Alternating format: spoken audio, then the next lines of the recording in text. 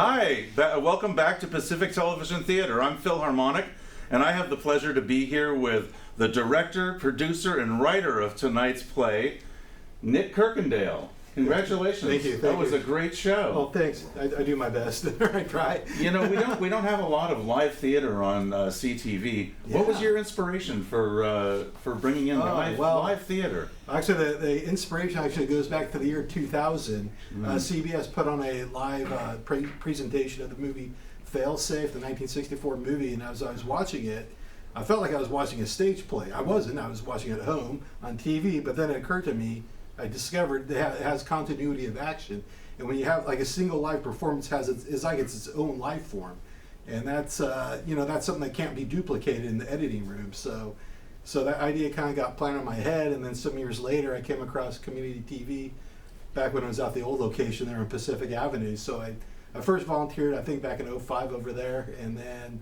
but I didn't have any scripts written at the time. So then over the intervening years, I worked on some scripts, with the intention of doing it at the old place before we moved here. And then so I worked on some scripts, I workshopped them, I went to a local workshop, and gradually I finally got one done. The first one I did was called Last Call. You remember that one? Yeah, I sure do. So that was back in, I think I finished that script in 15 or 16, but we did it in, I think, June of 16. We would have done it earlier, but that's when the studio was moving to this location. Right, so I remember. Pushed it back a bit, but well, tonight's was really interesting because it dealt with a lot of current topics, very topical, Yeah, that's what how many people spend so much time on Facebook that they don't see reality anymore. I know, it's kind of pressing because it didn't stop working yesterday for however many hours. Oh, I didn't know. People couldn't log into it for like almost all day. I think. I'm sure they freaked out. Yeah. And the other one with the genealogy. I mean, everybody's doing the me and 23 or whatever that is. Oh yeah, all that. And all those things where they